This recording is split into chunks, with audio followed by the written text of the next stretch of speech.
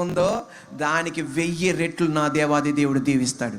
ఈరోజు ఇక్కడ కూర్చున్న వాళ్ళు ఎవరికైనా సరే తిమ్మిరి దిగలేదంటే నేను అబద్ధం ఆడుతున్నట్టు. మీరు అందరికీ తిమ్మిరి దిగిపోద్ది. కానీ ఒక మాట మీరు గమనించండి, అమ్మలందరినీ ఒక పక్కకు తీసుకురండి, నాన్నలందరినీ మరో పక్కకు తీసుకెళ్ళండి, అమ్మలందరినీ ఒక పక్కకు తీసుకురండి, నాన్నలందరినీ మరో పక్కకు తీసుకెళ్ళండి. అమ్మలందరినీ పక్కకు తీసుకొచ్చి, అమ్మ నీకెంత మంచి మా నాన్న ఇచ్చాడు, నీకు మంచి భర్తనిచ్చాడంటే అమ్మ ఏమిటో తెలుసా? మీ నాన్న ఎక్కడున్నాడంటే ఆఫీస్కి వెళ్ళాడంటే అమ్మ ఏమిటో తెలుసా? నా కడుపులో మాట చెప్తున్నానమ్మా, నా కడుపులో మాట చెప్తున్నాను. నేను కాబట్టి మీ నాన్నతో ఉన్నానమ్మా, నేను కాబట్టి మీ నాన్నతో ఉన్నానమ్మా. నాన్నలందరినీ ఒక పక్క తీసుకెళ్ళండి, నాన్నలందరినీ మరో పక్క తీసుకెళ్ళి, నాన్న నీకెంత మంచి అమ్మనిచ్చాడు, ఎంత మంచి మా అమ్మని నీకు ఇచ్చాడు, ఎంత మంచి భార్యని ఇచ్చాడంటే నానేమంటాడు తెలుసా? మీ అమ్మ ఎక్కడుందంటే 4వ అంతస్తు డాబా పైన బట్టలు ఆరేస్తుందమ్మా అనగానే నానేమంటాడు తెలుసా? నా గుండెల్లో మాట చెప్తున్నానమ్మా, నా గుండెల్లో మాట చెప్తున్నా, నేను కాబట్టి మీ అమ్మతో ఉన్నానమ్మా. నేను చెప్పనా? చుక్కలు చూపెట్టేసింది. ప్రతి నాన్న చెప్పేది అదే, ప్రతి అమ్మ చెప్పేది అదే, ఆఖరికి మా అమ్మ కూడా చెప్పేది అదే. నేను చెప్పనా? కానీ ప్రతి నాన్న త్యాగం చేశాడు, ప్రతి అమ్మ త్యాగం చేసింది. మెర్లిన్, మర్సీ, మీ పేరెంట్స్ త్యాగం చేశారు. అమ్మ మర్సీ, మీ అమ్మ నాన్న త్యాగం చేశారు. మెర్లిన్ వాళ్ళ అమ్మ దేవుని సన్నిధిలో ఉంది, కానీ ఆమె ఎంతో సాక్రిఫైస్ చేసింది. మీ మామయ్య గారు ఎంతో సాక్రిఫైస్ చేశారు. వాళ్ళు సాక్రిఫైస్ చేయగలిగారు గనక ఈ రోజున ఇటువంటి అద్భుతమైన మైదానములో అద్భుతమైన అలంకరణతో మీరు ఉండగలిగారు. మీరు గనక అదే త్యాగం మీరు చేయగలిగితే మీ నెక్స్ట్ జనరేషన్ దీనికి మించి నా దేవుడు కార్యం చేయగలిగిన వాడు. మళ్ళా చెప్తున్నాను, ఏ భార్య భర్తలన్నా కలిసి ఉన్నారు అంటే భర్త అన్న త్యాగం చేసి ఉండాలి, భార్య అన్న త్యాగం చేసి ఉండాలి. మళ్ళీ చెప్తున్నాను, ఏ భర్త అన్న త్యాగం చేశాడంటే, ఏ భార్య భర్తలన్నా కలిసి ఉన్నారంటే, ఏ భార్య భర్తలు ఐకమత్యంగా ఉన్నారంటే భర్త అన్న త్యాగం చేసి ఉండాలి, భార్య అన్న త్యాగం చేసి ఉండాలి. వీళ్ళిద్దరిలో ఎవరో త్యాగం చేశారు కనుకనే ఈ రోజున ఇక్కడ భార్య భర్తలుగా నిలబడుతున్నారు. ఏ భార్య భర్తలైతే విడిపోయారో దానికి అర్థం భర్త త్యాగం చేయలా, భార్య త్యాగం చేయలా. ఈ రోజున మనం ఈ త్యాగం కల్వరిలో మనం చూడగలం. యేసయ్య 2 చేతుల్లో మేకలు కొట్టించుకున్నాడు, 2 కాళ్ళలో మేకలు కొట్టించుకున్నాడు, తలలో ముళ్ళకిరీటం పెట్టించుకున్నాడు, ఆయన డొక్కలో పొడిపించుకున్నాడు, చనిపోయి సమాధిలో తిరిగి లేచాడు. ఆయన చేసిన త్యాగం మామూలు కాదు. నీ ఈ నల్ల గ్రంథం ఉందే, కులాన్ని మార్చేది కాదు, మతాన్ని మార్చేది కాదు, నీ డెస్టినీని మార్చేది గ్రంథం, నీ గమ్యాన్ని మార్చే గ్రంథం, నీ ఇంటిని మార్చే గ్రంథం. దేవునికి మొదటి స్థానం ఇవ్వాలి. మెర్లిన్, మర్సీ, ప్రతిరోజు అరగంట ప్రార్థన చేసుకోండి, 15 నిమిషాలు వాక్యం చదవండి. దానికన్నా ఎక్కువ చదవకూడదని కాదు, అరగంట ప్రార్థన చేసుకోండి. చేతులు పట్టుకొని ప్రార్థన చేసుకోండి. అంటే 6 నెలలు తిమిరిగా ఉంటుంది కనుక పట్టుకుంటారు. తర్వాత కలిసి ప్రార్థన చేసుకోండి, 15 నిమిషాలు వాక్యం చదవండి, దేవునికి ప్రాధాన్యత ఇవ్వండి. దేవుని చేత బహుబలంగా వాడబడిన దైవజనుడు డాక్టర్ బిల్లీ గ్రహం వివాహమైన మొదటి రోజున మొదటి రాత్రి వాళ్ళ బెడ్రూమ్కి వెళ్తే బిల్లీ గ్రహం గారు తన భార్యని అన్నాడంట, మోకాలు ఉంచమన్నాడంట. ఇదేట్రా బాబు, బెడ్రూమ్కి వెళ్ళి మోకాలు ఉంచమంటాడు ఏంట్రా అనుకున్నా. వాళ్ళిద్దరూ కలిసి మోకాలు ఉంచగానే ఆయన ఏడ్చుకుంటూ ఒక ప్రార్థన చేశాడంట, నాయనా ఈ కుటుంబాలు ఎన్నో నేను చూస్తున్నా, నా కుటుంబాన్ని నువ్వు కట్టాలి. యెహోవా ఇల్లు కట్టించని ఎడల దాని కట్టువారి ప్రయాసం వ్యర్థమే, నువ్వు కట్టాలి నాయనా అని ప్రార్థన చేస్తే ఆమె అనుకుందంట, ఆమె బుక్లో రాసింది పెద్ద అవుట్ ఆఫ్ ఫ్యాషన్గా అలా ఉన్నాడని.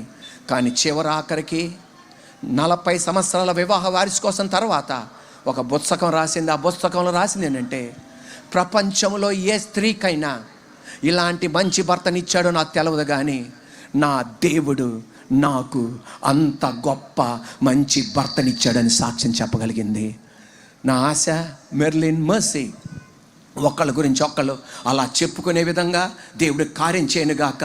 దేవుడికి మొదటి స్థానం ఇవ్వండి. దేవుడు ఎలా నడిపిస్తాడో నీ కళ్ళారా చూస్తావు. ఈ రోజున మెర్లిన్, మర్సీ వాళ్ళ గురించి మాత్రమే కాదు, నేను మీకు కూడా చెప్పేది, దేవునికి మొదటి స్థానం ఇవ్వండి. అంతా అయిపోయింది అనుకున్నావా, ఇక ఏమీ చేయాలనుకున్నావా, ఏ దేవుడైతే నీళ్ళను ద్రాక్షరసంగా మార్చాడో నీ ఇంట్లో అద్భుతం చేయడానికి రెడీ, కార్యం చేయడానికి రెడీ, తన మహత్వ కలిగిన శక్తిని ప్రదర్శించడానికి రెడీ. అటువంటి గొప్ప దేవుడు మన యేసయ్య. కార్యం చేయగలిగిన గొప్ప దేవుడు ఆయన. దేవునికి మొదటి స్థానం ఇవ్వండి. రెండు, వేచి ఉండండి. వేచి ఉండండి. మెర్లిన్, మెర్సీ, మీరు వేచి ఉండాలి నాన్న. ఒక్క రోజున ఏమీ సక్సెస్ అవ్వదు, మీరు వేచి ఉండాలి. ఎప్పుడైతే మనం వెయిట్ చేస్తామో, వేచి ఉండటం చాలా కష్టం, చాలా బోరింగే. కానీ వేచి ఉండడానికి మనం ఏ రోజైతే నిర్ణయించుకుంటామో దేవుని శక్తి మన కుటుంబంలో చూడగలం. మా మెర్సీ, నువ్వు మెర్లిన్ని అర్థం చేసుకోవడానికి, మెర్లిన్ వాళ్ళ నాన్న అర్థం చేసుకోవడానికి, మెర్లిన్ వాళ్ళ తమ్ముడిని అర్థం చేసుకోవడానికి, అమ్మ మెర్సీ వాళ్ళ ఫ్యామిలీ మెర్సీ అందరిని అర్థం చేసుకోవడానికి 2 వారాలే చాలు. కానీ మెర్లిన్, నువ్వు మెర్సీని అర్థం చేసుకోవడానికి 99 సంవత్సరాల 6 నెలల 3 వారాలు పట్టిద్ది. అందువలన భార్యని ఎప్పుడు అర్థం చేసుకోవడానికి వెళ్ళకూడదు, మెంటలోడు అయిపోతావు. అర్థమైందా? ఇక్కడ నేను అందరికీ శుభవార్త చెప్పేది, భర్తలు ఎప్పుడు కూడా భార్యలని అర్థం చేసుకోవడానికి వెళ్ళకూడదు. వెళ్ళారా మీరు మెంటల్ హాస్పిటల్ అన్న ఉంటారు, విడిపోతారు. ఏం చేయాలంటే, అర్థమైందంటే అర్థమైపోయిందని సెకండ్ చాప్టర్కి వెళ్తే ఫస్ట్ చాప్టర్ అర్థమైంది, 2వ సంవత్సరం వెళ్తే ఫస్ట్ సంవత్సరం అర్థమైంది, 5వ సంవత్సరం వెళ్తే 4వ సంవత్సరం అర్థమైంది. అందువలన భర్త భార్యని అర్థం చేసుకోవడానికి వెళ్ళకూడదు, వెయిట్ చేయాలి, దేవుడు కార్యం చేస్తాడు. నేను ఒక పాస్టర్ అమ్మగారు పాస్టర్స్ కాన్ఫరెన్స్లో సాక్ష్యం చెప్పింది నేను విన్నాను. అది నా హృదయాన్ని కదిలించింది. అది ఏంటంటే, ఒక యవనస్తురాలు ఇంజనీరింగ్ చదివింది. ఆమె ఆశ ఆత్మలను సంపాదించాలి. అందువలన నాన్న అమ్మకి తన కుమార్తెని ఒక పాస్టర్ గారికి ఇవ్వటం ఇష్టం లేదు. కానీ ఎవరు వచ్చినా నేను పాస్టర్నే చేసుకుంటా. చివరాఖరికి నాన్న అనుకున్నాడు, మా చర్చి పాస్టర్ గారికి పెద్ద చర్చ్ ఉంది, 2 కార్లు ఉన్నాయి, 2 వ్యాన్లు ఉన్నాయి, సూపరు, ఇక నా పాప కూడా ఎలాగ ఉంటుందని చెప్పేసి ఒక పాస్టర్ గారికి ఇచ్చి వివాహం జరిగించారు. అన్నీ అయిపోయినాయి. తన పాస్టర్ గారు పరిచర్య స్థలానికి వెళ్ళాడు. పాపని తన అల్లుడు ఎక్కడైతే పరిచర్య చేస్తున్నారో అక్కడ పాపని తీసుకెళ్లారు. పాపని తీసుకెళ్తే ఆ చర్చి తాటాకు పందిరిలో ఉంది. ఇల్లు, పాస్టర్ గారు ఉండే, అల్లుడు కూతురు ఉండే ఇల్లు చిన్న రేకుల షెడ్డు. అది చూడగానే డాడీ గుండెలు, అంటే ఈ కుమార్తె యొక్క అమ్మ నాన్న గుండెలు బద్దలైపోయినాయి. అమ్మ పెళ్ళై 3 నెలలు కూడా అవ్వలేదు, వచ్చేసే, ఇంకొకటికి ఇచ్చి పెళ్లి చేస్తా. లేదు డాడీ, నేను ఆత్మలు సంపాదించాలి డాడీ, నేను పాస్టర్నే చేసుకున్నాను కదా. కాదమ్మా, కనీసం ఏసీ లేదు, ఏమీ లేదు, ఇదేంటమ్మా అనగానే, నేనేదో మన ఊరిలో పాస్టర్ గారు చూసి నీకు ఇచ్చాను, నేను ఎలా పెళ్లి చేశాను తప్ప. లేదు డాడీ. అలాగా దుఃఖంతో వెళ్ళిపోయాడు. నెలన్నర అయిపోయింది. నెల అయింది. డాడీ ఫోన్ చేశాడు. ఏమని ఫోన్ చేశాడంటే, ఎలాగుందమ్మా పరిస్థితి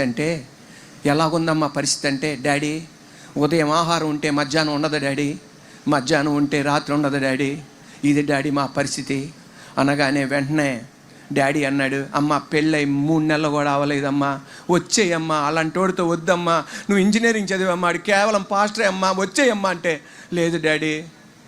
ఒక్క మాట చెప్పిందండి ఆ పాస్టమ్మ గారు. వాళ్ళ నాన్నతో చెప్పిందంట, డాడీ ప్రస్తుతం ఉదయం తింటున్నాం కానీ మధ్యాహ్నం రాత్రి లేదు, రాత్రి ఉంటే మధ్యాహ్నం ఉదయం లేదు. కానీ ఒకటి చెప్తున్నాను డాడీ, నువ్వు నాకు ఇచ్చిన ఆ పురుషుణ్ణి, నేను చేసుకున్న ఆ వ్యక్తిని, నా భర్తని కష్టపడేవాడు డాడీ. 4 గంటల మోకాలు ఉంచుతాడు డాడీ, 6 గంటల వరకు చేతులెత్తి నా పట్టణాన్ని రక్షించని ప్రార్థన చేస్తాడు డాడీ. 6:30కు లెగిస్తాడు డాడీ. కాలకృత్యాలు అయిపోయినాక టిఫిన్ చేసి 9 గంటలకు నన్ను రమ్మన్న కూడా రమ్మండో. అప్పటి కాలంలో బ్యాగ్ వేసుకునేవాళ్ళు. ఆ సంచి తీసుకొని ఒక్కొక్కళ్ళ ఇంటికి వెళ్ళి కరపత్రాలు ఇస్తుంటాడు డాడీ. 12:30 దాకా ఇస్తాడు డాడీ. మళ్ళా 1 గంటకల్లా వస్తాడు. మళ్ళా 4-5 ప్రాణం చేస్తాడు డాడీ. 6 గంటలు తీసుకొని కరపత్రాలు ఇస్తాడు డాడీ.